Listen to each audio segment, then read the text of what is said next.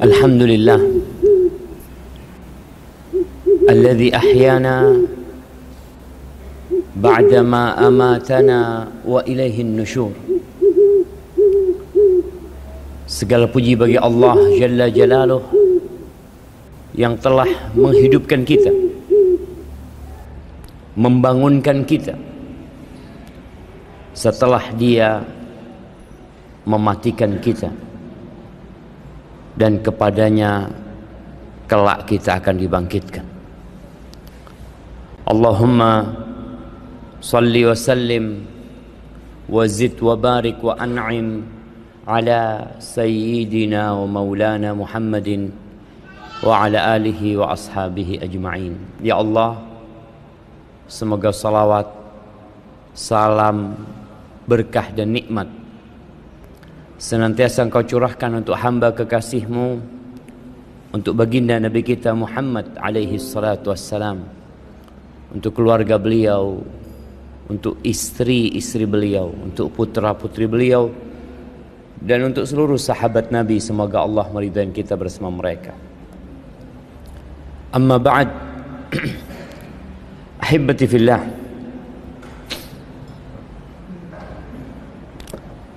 kenapa kita tadi nunggu agak lama untuk mulai? Karena adanya alat-alat yang di depan kita ini. Jadi sejatinya dakwah di masa sekarang itu sudah harus seperti ini. Kita dapat lihat di luar sana ada ribuan manusia yang mungkin tidak bisa hadir di mushola ini.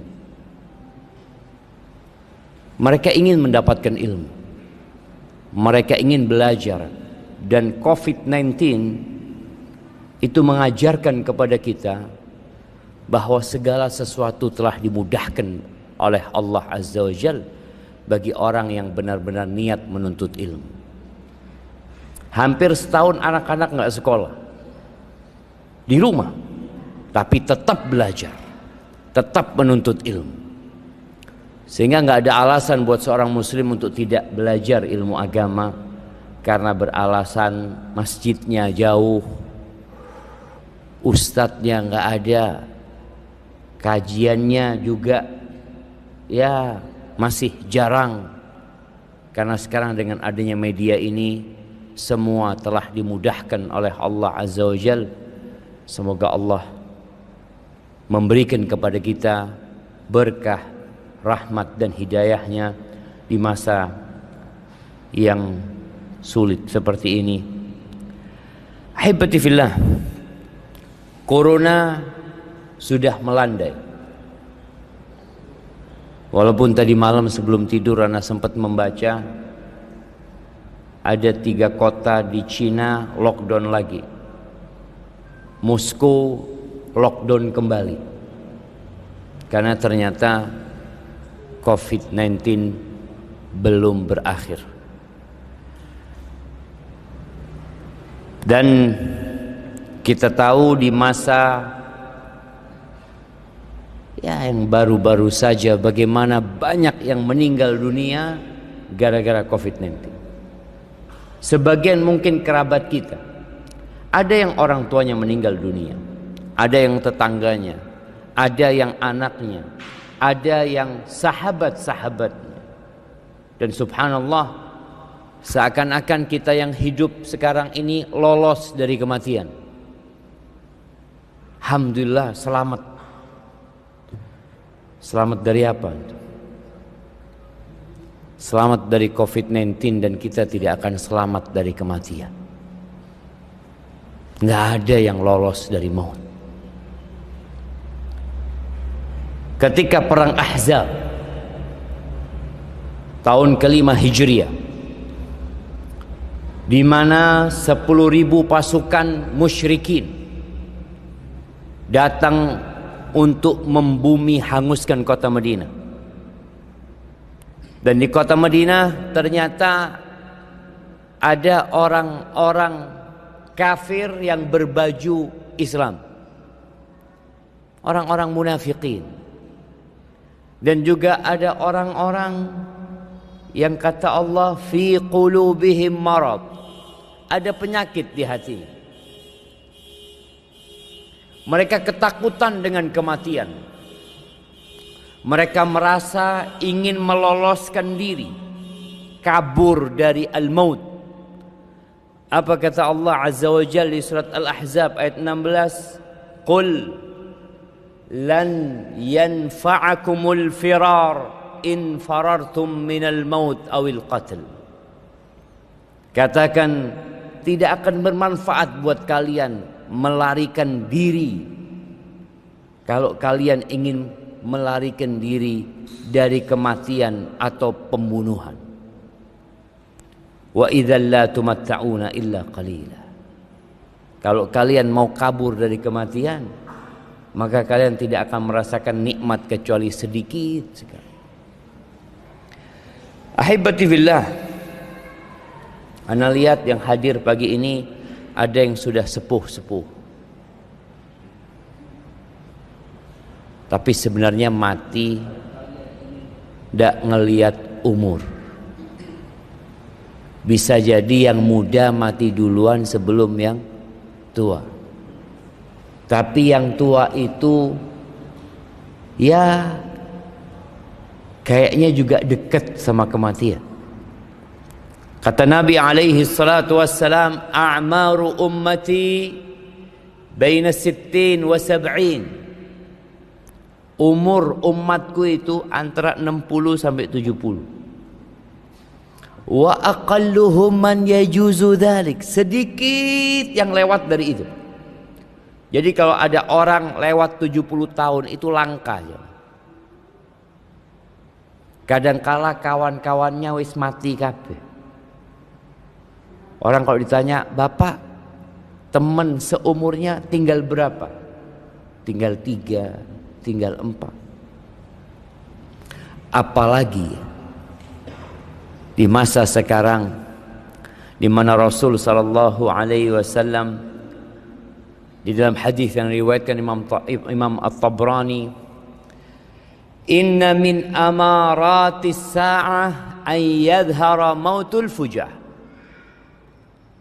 Di antara tanda-tanda dekatnya kiamat,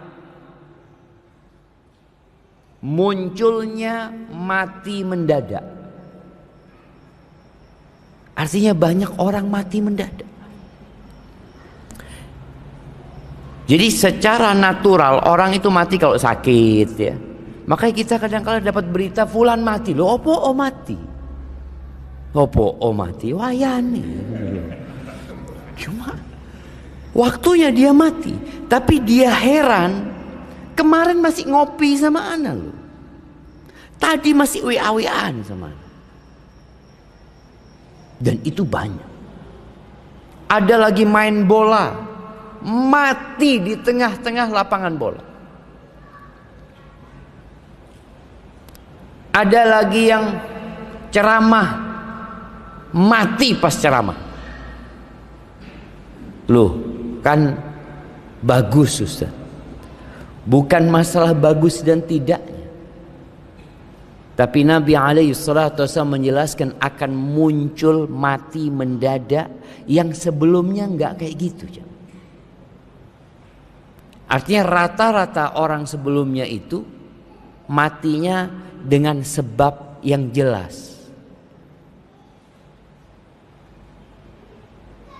Kenapa kok meninggal fulan? Oh, wis tuwek panjene. Wis loro-loron. Kan memang orang ditunggu. Kadang-kala anaknya itu nunggoni mati nih bapak. Kok ndak mati-mati bapak? Ya wis. Soalnya kepingin bagi warisan ndak bisa karena bapak masih hidup gitu. Dan bisa jadi yang menunggu warisannya dibagi sebelum orang tuanya membagikan warisannya. Ahibati fillah, apakah kita siap jemaah kalau kematian itu datang menjemput kita?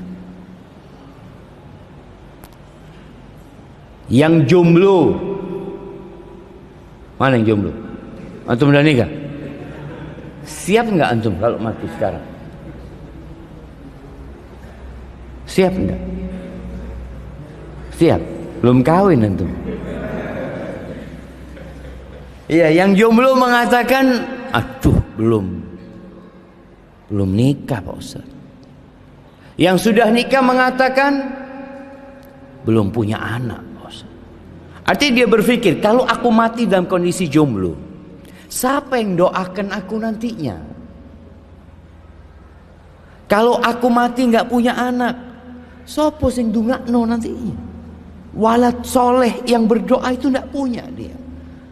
Tapi kalau sudah punya anak, apa siap mati? Ya Allah Ustaz, si cilik-cilik anaknya Ustaz. Makanya kadang-kala orang itu berpikir dia bisa menunda kematian itu tiba. Nggak ada. Ketika ajal itu datang, dengan seketika antum meninggalkan semua yang antum khawatirkan. Pernah kita mendengar berita satu pesawat mati. Satu pesawat. Bayangin ya, gimana orang satu pesawat itu berangkat semua punya rencana.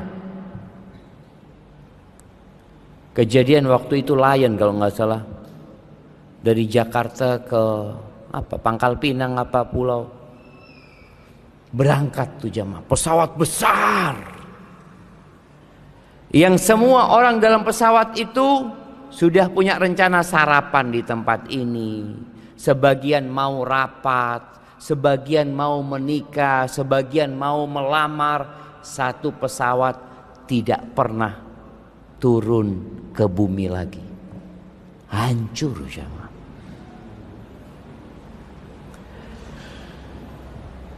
Maka kita harus siap setiap saat.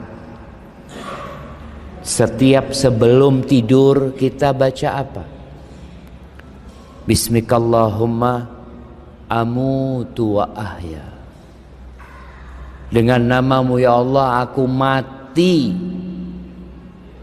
dan aku hidup. Bangun tidur kita baca, oh seurib, alhamdulillah alladzi ahyana ba'dama amatana wa ilaihin nusyur. Tapi ingat bakal mati kita. Selalu kita diingatkan agar kita memang siap jamaah. Kullu nafsin dha'iqatul maut. Semua yang bernyawa pasti merasakan kematian. Dan pengumuman kematian yang mungkin kita sering dengar, Inna lillah wa inna ilaihi raji'un, telah meninggal dunia fulan bin fulan. Suatu saat yang akan diumumkan itu nama kita. Oleh karena itu muslim harus siap setiap saat didatangi malaikat pencabut nyawa. Kalau kita lihat ulama-ulama terdahulu dari kalangan salafus saleh, mereka itu selalu mempersiapkan diri. Cerita Abdurrahman bin Mahdi, dia mengatakan, "Lau qila li Hammad bin Salamah." Hammad bin Salamah salah satu ulama hadis. Kalau dikatakan kepada Hammad bin Salamah, "Innaka tamutu ghadan." Kamu besok mati. Dia nggak akan bisa menambah amalannya sedikit.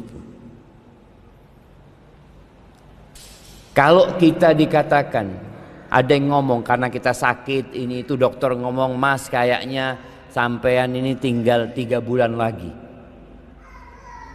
Apa yang akan terjadi sama kita? Kita akan berubah. Yang tidak pernah ke masjid akan ke masjid. Yang biasa ngitung fulus, ngitung duit, sekarang bagaimana dia mengeluarkan uang tersebut? Kenapa? Ada dalam bayangan dia, bentar lagi aku mati loh. Wis loro-loron. Padahal Allah mengatakan innaka mayyitun wa innahum mayyitun. Kata Allah kepada Nabi alaihi salatu wasallam, sesungguhnya engkau mayit dan orang-orang adalah mayit. Kita ini udah divonis mati, nggak akan bisa lolos dari kematian. Seorang pelaku kriminal yang dihukum mati, kita akan ngelihat dia itu berubah. Banyak sholat, banyak zikir, banyak istighfar. Kenapa? Karena dia sedang menunggu eksekusi mati. Pernah tahu sama bandar narkoba yang divonis mati? Siapa? Freddy? Iya, Freddy Budiman. Bagaimana dia ketika mau divonis mati? Pakai gamis, sudah.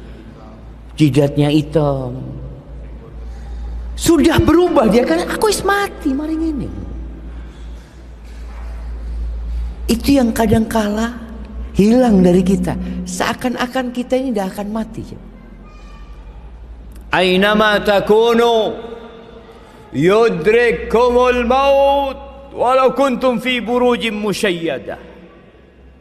Kata Allah, dimanapun kalian berada, pasti mati itu menghampiri kalian.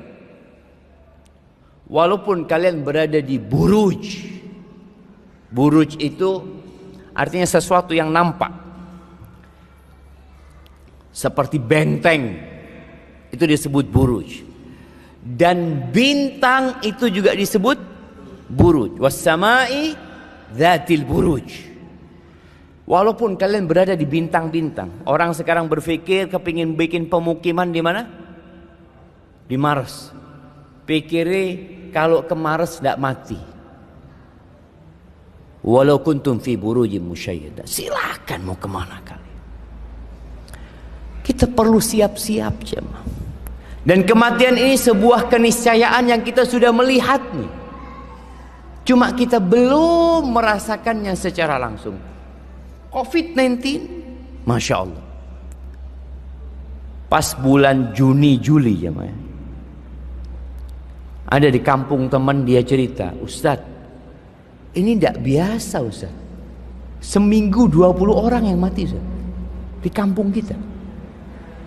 Yang biasanya kita dengar berita kematian itu mungkin nggak, ya sebulan 2 kali, 3 kali. Tapi sehari 3 kali pengumuman kematian. Hashim, muridnya Mansur bin Zadan, dia berkata tentang gurunya. Gimana ahli ibadah gurunya? Lau qila lahu, kalau dikatakan kepada dia, malaikat maut ini di pintu loh, mau mencabut nyawamu. Mungkin kita akan gelabakan. Tapi Mansur bin Zadan kalau dikatakan kepada dia hal itu, maka indahu ziyada fil amal, dia nggak akan bisa nambah amalannya. Bukan berarti orang-orang ini orang yang nggak bekerja jemaah.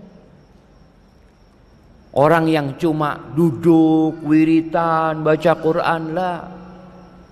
Tapi ada manusia-manusia yang menjadikan hidupnya, matinya, kerjanya, dia berangkat ke pasar, dia berangkat ke kantor, tapi inna salati wa nusuki wa mahyaya wa mamati lillahi rabbil alamin. Ketika dia bekerja, dia niatkan fi sabilillah. Loh, emangnya bisa orang kerja fi sabilillah, golek duit fi sabilillah, berangkat ke kantor dihitung fi sabilillah, jualan di pasar fi sabilillah? Bisa. Bukankah Rasul sallallahu alaihi wasallam ketika bersama para sahabatnya melewati seorang pemuda yang gagah perkasa bekerja mengais rezeki. Kalau ngelihat semangatnya, tekunnya, uletnya, para sahabat sampai komentar. Apa komentar mereka? Laisa hadza fi sabilillah. Andai kata yang seperti ini dibuat perang fi sabilillah.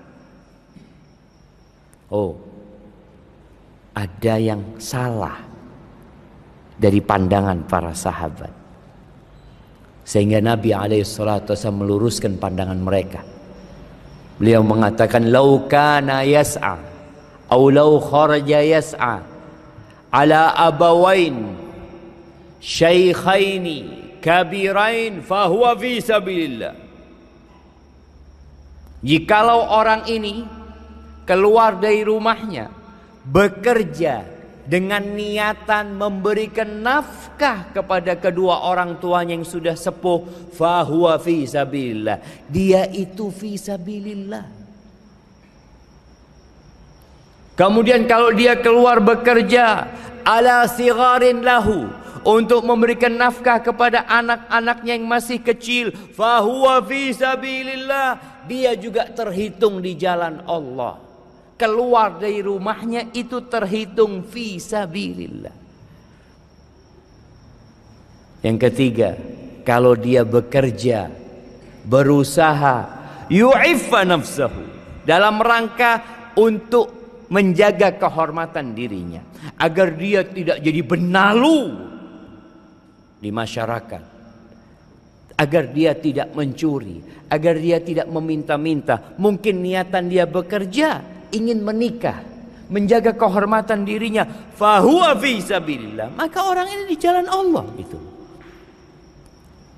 Tapi in kana kharaja yas'a riya'an wa mufakharatan fahuwa fi sabilis syaitan. Tapi kalau dia bekerja, berusaha dalam rangka pamer, berbangga-banggaan, tujuannya itu kepingin ini, kepingin itu, gaya hidup dan bukan kebutuhan hidup, fahuwa fi sabilis syaitan, maka orang ini di jalannya syaitan. Kita yang kerja ini niatannya apa? Ada yang niatannya numpuk harta, jadi cuma ditumpuk dok. Orang tua alhamdulillah sudah kaya raya, kebutuhan rumah tangga udah tercukupi, anak-anak masya Allah, tabungan buat mereka juga masya Allah banyak sudah. Terus buat apa terus bekerja? Untuk sedekah, untuk membantu orang lain, ya jelas itu fi sabilillah. Tapi ada sebagian orang yang kata Allah, wailul likulli humazatil lumazah. Wail, ada yang menyebut itu nama lembah yang berada di neraka jahanam, atau wail bermakna celaka orang tersebut. Siapa yang suka mencela, yang suka mengumpat, yang suka memaki, kerjanya orang ini apa? Alladzi jama'a malau wa addadah, kerjanya ngumpulkan harta, nimbun harta benda. Wang ngitung, seneng lek kok ngitung duit, hitung meneng. Yahsabu anna malahu akhlada, dia mengira bahwasanya hartanya akan menambah umur dia, akan menjadikan dia kekal di dunia ini. Daono jangan. Lihat orang terkaya di dunia, lihat orang terkaya di Indonesia mati. Oh iya Ustaz, orang kaya karena dia nggak berkuasa. Kalau mungkin dia berkuasa tidak mati. Bung Karno mati, Pak Harto kurang sugih opo? Kekuasaannya jangan ditanya. Apa kata Babe? Berapa tahun berkuasa Pak Harto? 32 tahun. Terus Nandi mati, selesai. Maka Nabi SAW berpesan, "Ish ma syi'ta." Oh, bukan Nabi, afwan, salah. Malaikat Jibril berkata kepada Nabi SAW, "Ish ma syi'ta." Ya Muhammad, ish ma syi'ta. Muhammad, silahkan engkau hidup, terserah engkau. Sallallahu alaihi wasallam, terserah engkau. Fa innaka mayyitun. Engkau pasti mati. Pasti mati. Kita masih ingat cerita Nabi Musa alaihissalam. Jadi Nabi itu tidak ada yang meninggal dunia kecuali ditawarin dulu. Jadi malaikat itu menawarkan, engkau mau mati sekarang atau enggak? Pernah malaikat pencabut nyawa itu datang ke rumahnya Nabi Musa.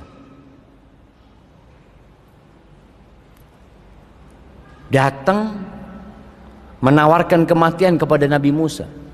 Digampar sama Nabi Musa. Karena sepertinya datang dalam wujud manusia. Kok datang orang nawarno mati ini kan? Ya apa?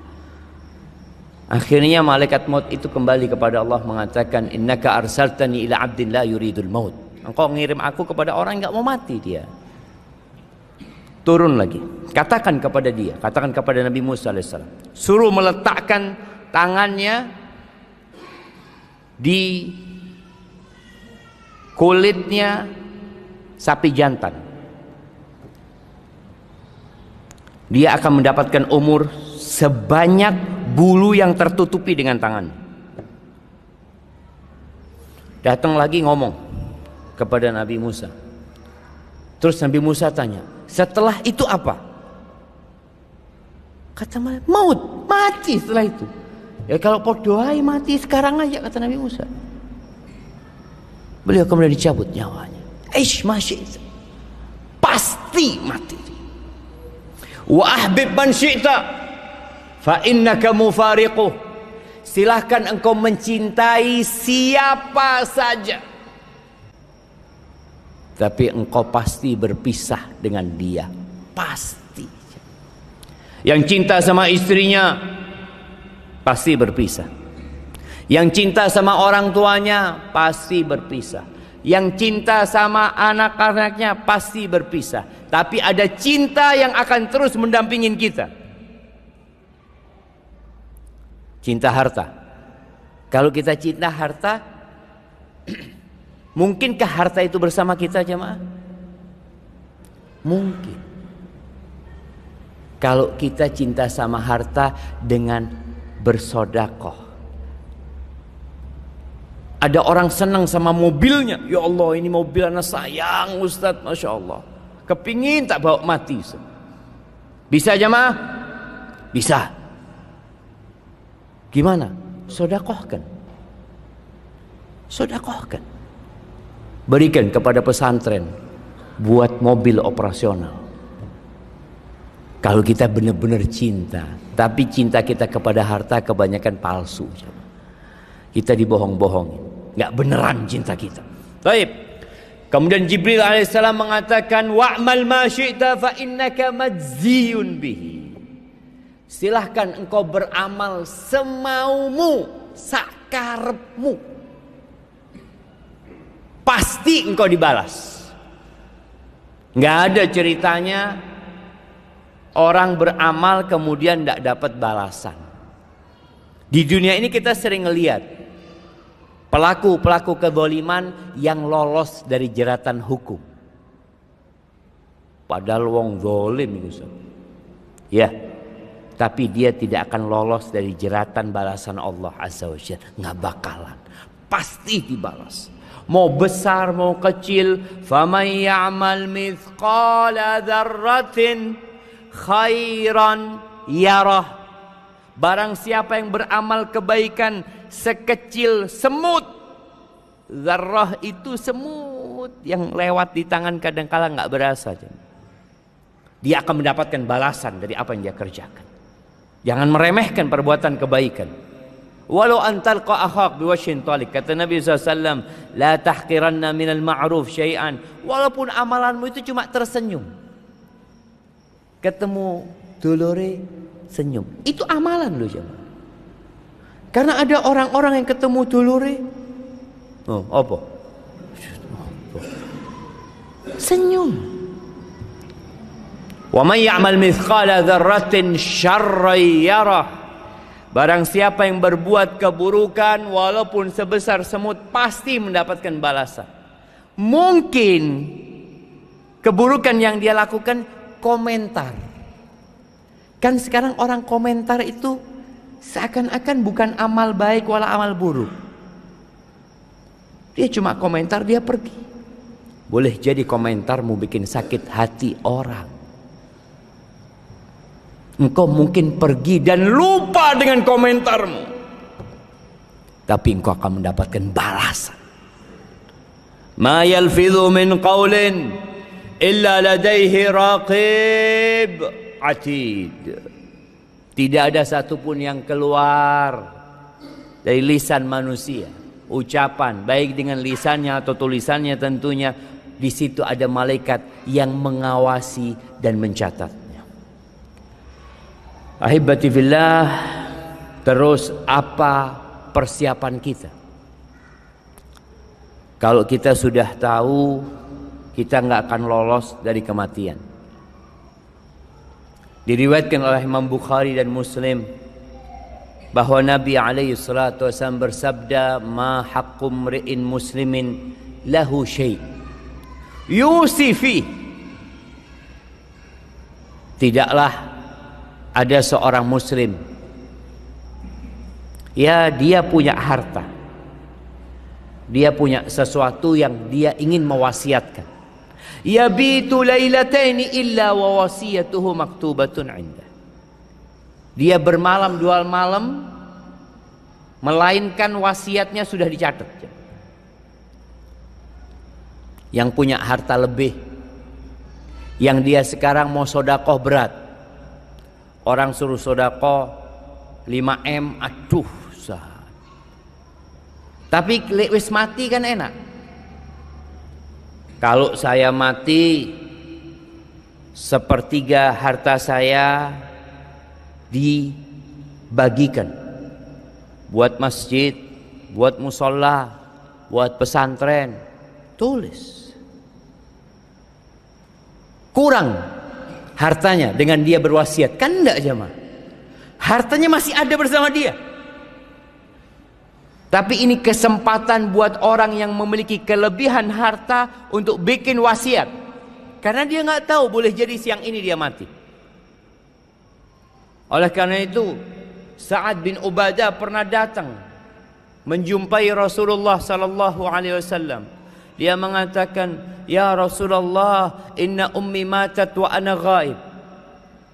Ibuku meninggal dunia, wa ana ghaibun 'anil Madinah. Aku sedang tidak berada di Madinah waktu itu. Afa yanfa'uha idza tasaddaqtu anha? Apakah bermanfaat buat orang tuaku kalau aku buat ibuku, kalau aku sedekah buat ibuku? Qala na'am, kata Nabi, iya.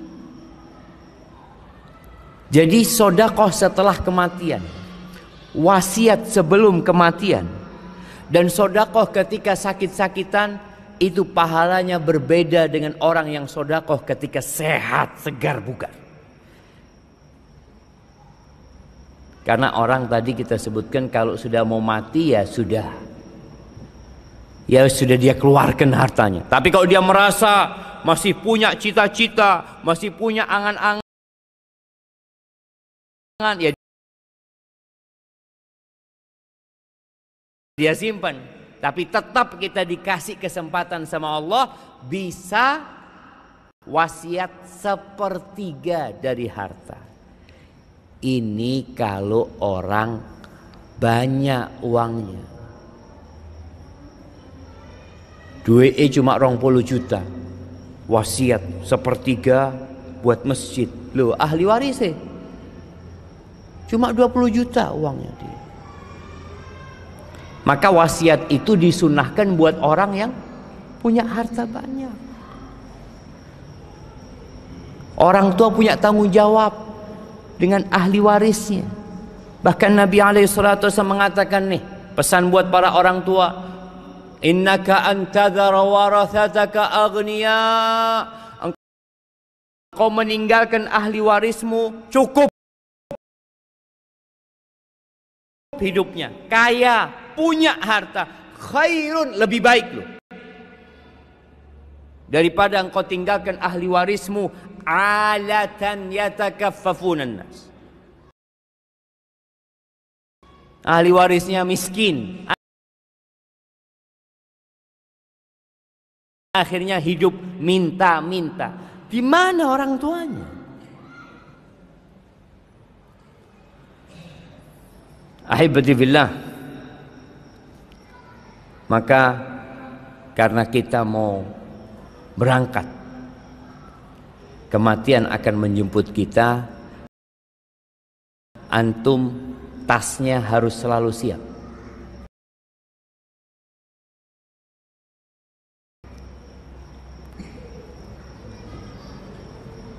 Nabi SAW berpesan kepada Abdullah bin Umar, dipegang pundaknya Abdullah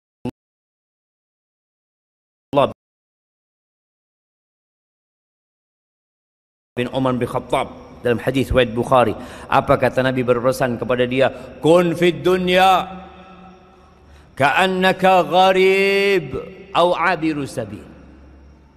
Hiduplah engkau di dunia seperti orang asing, seperti seorang perantau, au abiru sabil, atau seperti orang yang sedang lewat, orang yang sedang transit.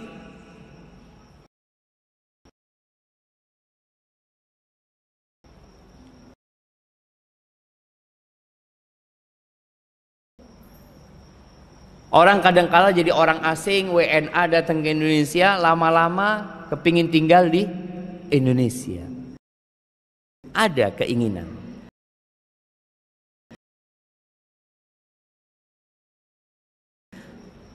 Tapi jarang. Kenapa? Karena nggak bisa tinggal. Teman-teman kita yang merantau ke Malaysia, bagaimana kondisi mereka? Punya rumah di sana? Enggak punya rumah, Pak Ustaz. Anda berjumpa dengan banyak TKI di Malaysia, di Madinah. Ketika Anda tanya, Bapak udah berapa tahun di sini? 28 tahun, Ustaz. Masya Allah, lama, Pak. Mau tinggal di sini? Enggak, Pak Ustaz. Enggak. Masih butuh, Pak Ustaz. Dia tinggal. Baik. Terus hasilnya antum kerja 28 tahun di mana? Tak kirim ke Indonesia. Alhamdulillah saya punya tanah. Wis bangun rumah, Pak Ustaz. Anak-anak udah selesai kuliah. Anak punya toko, anak punya usaha. Dia sebutkan, loh, Bapak di Madinah ini jadi apa? Jadi supir, Pak Ustaz. Enggak apa-apa, jadi enggak apa-apa, Ustaz. Karena saya di sini cuma sebentar, Pak Ustaz. Bentar lagi saya pulang. Begitu pula seharusnya dengan dunia ini. Antum kalau punya pikiran, kata Nabi SAW, gharib, itu orang asing yang sedang berada di sebuah tempat, dia nggak akan lama di situ. Selalu yang ada di benak dia, saya mau pulang. Dan dia selalu siap, apalagi kalau abiru sabil, orang yang transit.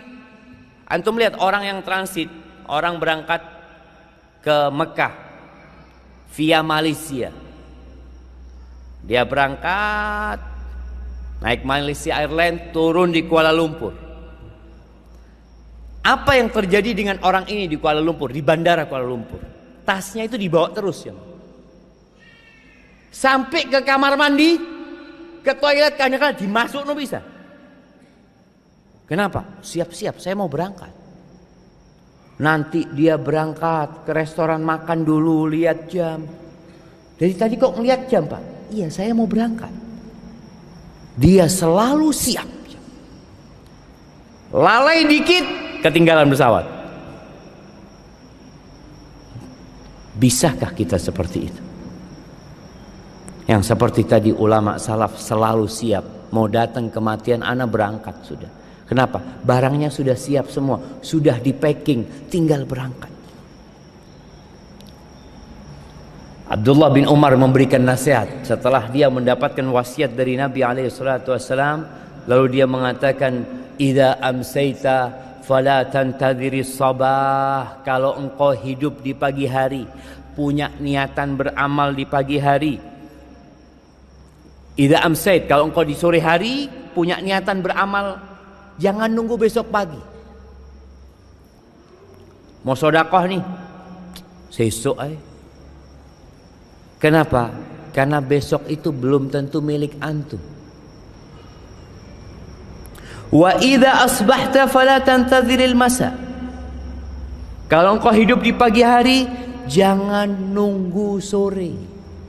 Kayak pagi-pagi gini setelah dengar ceramah, iya ya, Ustaz ngomong suruh bikin wasiat. Anak ini punya fulus banyak Ustaz, ahli waris sedikit, usaha di mana-mana.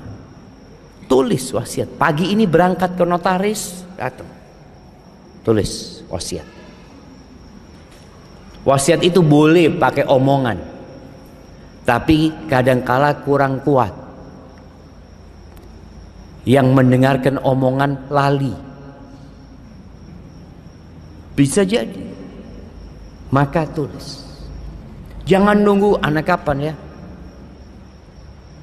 Kayaknya hari Sabtu ini tutup Ustaz. Tutup jam. Buka lah. Kalau tutup gimana? Antum tulis sendiri. Sampaikan kepada istrinya. Ini ya wasiatnya aku ya. Aku ndak tahu loh. Aku kepingin ke notaris tapi belum sempat ke sana. Tapi catat di sini, pegang. Kalau ada anaknya siapa jadikan saksi. Ini ya. Kalian jadi saksi. Soalnya kadangkala mereka khawatir wasiatnya palsu. Jadikan saksi. Jangan nunggu nanti sore. Apalagi nunggu hari Senin. Wa khudh min sihhatika li maradika. Mumpung sehat, engkau beramal. Jangan nunggu sakit. Nih, banyak orang punya niatan haji, punya niatan umroh. Tapi kapan? Nanti Ustaz. Li wis tuwek. Kenapa di Indonesia ini rata-rata jemaah haji itu tua? Kenapa jemaah? Oh, karena mereka mampunya wis tuwek Ustaz. Oh iya, nggak masalah kalau seperti itu sebabnya. Tapi banyak di antara mereka yang ketika muda sudah mampu. Tapi dia selalu berpikir bagaimana uang ini jadi modal, diputar buat ini, diputar buat ini. Ketika dia aku si enom, masih muda saya ini. Nantilah haji itu ya kalau sudah tobat. Maka orang berpikir haji itu buat orang yang tobat. Haji itu buat orang yang tobat apa orang yang mampu? Yang mampu. Ada kewajiban. Yang itu seharusnya membuat dia berangkat. Jangan nunggu tua sakit-sakitan baru mau berangkat haji. Apalagi sekarang ada aturan mungkin yang umur berapa nggak bisa berangkat umroh, nggak bisa berangkat haji. Ambil ketika kau sehat berangkat. Wa min hayatika limautika. Nih pesannya, ambil bekal dari kehidupanmu ini untuk kematian. Ahibati fillah, maka segera bertobat sebelum datang kematian. Kita semua berbuat dosa. Jangan sok suci. Kata Nabi SAW, Inna Allah yabsutu yadahu bil-lail liyatuba musi'un nahar. Sesungguhnya Allah membentangkan kedua tangannya di malam hari agar pelaku dosa di siang hari bertobat. Wa yabsutu yadahu bin nahar, dan membuka tangannya di siang hari agar yang tadi malam berbuat dosa pagi ini wis tobat. Wa tubu ilallahi jami'an. Kata Allah, tobatlah kalian semuanya tanpa terkecuali. Jangan berpikir makom tobat ini makomnya pelaku dosa. Jangan. Kemudian kau merasa, oh anak kayaknya tidak perlu Ustaz. Anak ini wis tuwek Ustaz, jadi wis tidak dosa meneng. Bisa jadi omongan itulah dosa. Bukankah Nabi kita alaihi salatu wassalam sekali duduk beliau mengatakan, Rabbighfirli wa tub alayya innaka antat tawwabur rahim. 100 kali. Sekali duduk Nabi SAW.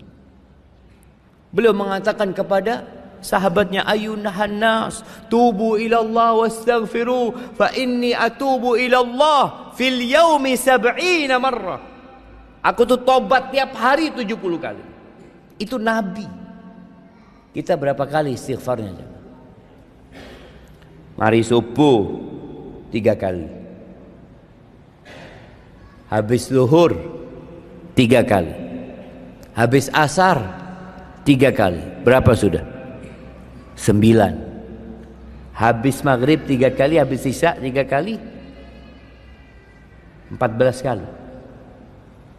14, 15 kali. 15 kali merasa wis akeh. Alhamdulillah, ana istighfar. Nabi sekali duduk 100 kali. Coba jemaah. Untuk mempersiapkan kematian ini, paling tidak antum punya amalan tiap hari istighfar 100 kali. Terserah waktunya. Antum kapan bisanya? Ana bisanya habis subuh, Ustaz. Tafadhol. Ana bisanya kayaknya habis asar. Tafadhol. Ana bisanya malam kayak. Bismillah. Antum kalau lihat penghuni surga itu, apa kata Allah? Kanu qalilan minal laili ma yahja'un. Penghuni surga itu tidur malamnya sedikit jemaah. Salat malam. Wabil asharihum yastaghfirun. Dan di waktu sahur mereka istighfar, mohon ampun sama Allah Azza wa Jalla. Maka perbanyak istighfar kita, kemudian perbanyak sedekah, kemudian berangkat ziarah kubur. Kadangkala kita ini ndak ziarah kubur kecuali lek nganterno wong mati.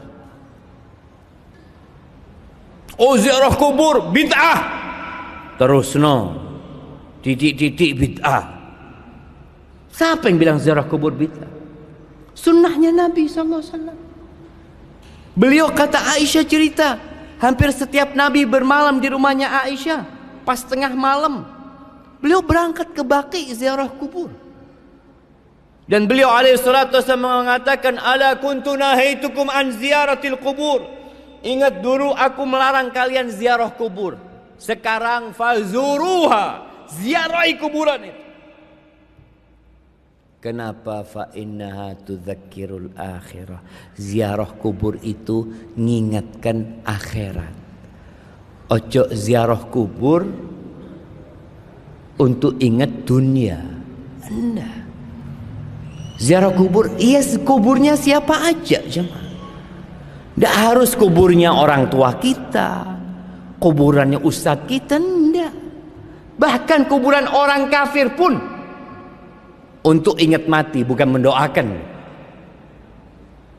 Melihat kuburan ini, kadang-kadang kita melihat ada kuburan orang-orang kafir yang gede-gede ya mah.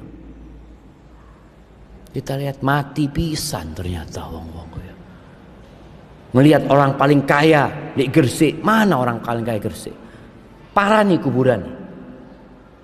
Melihat, lu podo ae. Mati ternyata. Itu untuk ingat akhirat. Jadi tujuan ziarah kubur kalau kuburan umat Islam, yang pertama manfaat buat yang mati dengan mendoakan yang meninggal dunia. Manfaat buat yang hidup bukan dengan meminta kepada yang mati,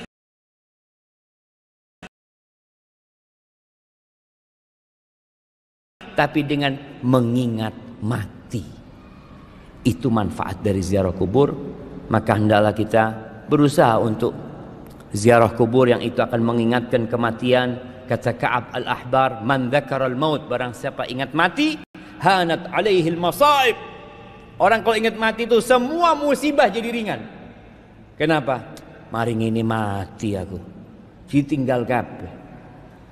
Jadi orang kalau ingat kematian, musibah-musibah itu jadi ringan buat dia dan menyebabkan dia lebih semangat lagi untuk beramal. Dan yang terakhir hendaklah kita berbaik sangka sama Allah Azza wa Jal, husnudzon sama Allah Subhanahu wa taala. La yamutunna ahadukum, kata Nabi SAW dalam hadis riwayat Muslim, jangan ada yang mati di antara kalian illa wahwa yuhsinu dhanna billahi azza wa jalla, kecuali dia berbaik sangka sama Allah. Gimana berbaik sangka sama Allah? Allah itu maha pengasih, Allah itu maha penyayang. Iya ya Allah, ana banyak dosanya ya Allah, tapi Engkau maha pengampun ya Allah. Jadi kita terus berbaik sangka sama Allah. Semoga dengan cara itu kita mati husnul khatimah. Haibati fillah, itu mungkin yang dapat ana sampaikan. Kurang lebihnya mohon maaf. Yang benar dari Allah Azza wa Jal, yang salah dari diri ana pribadi, Allah dan Rasul yang terbebaskan dari kesalahan itu. Ana lihat sebagian sudah mulai merem-merem, kayaknya harus pulang jamaah. Baik, insyaallah mudah-mudahan kita bisa berjumpa kembali. Semoga musola ini menjadi musola yang berkah, menjadi musola yang memberikan manfaat kepada masyarakat, dan semoga kita menjadi orang-orang yang hatinya bergantung di masjid. Subhanakallahumma bihamdika asyhadu an la ilaha illa anta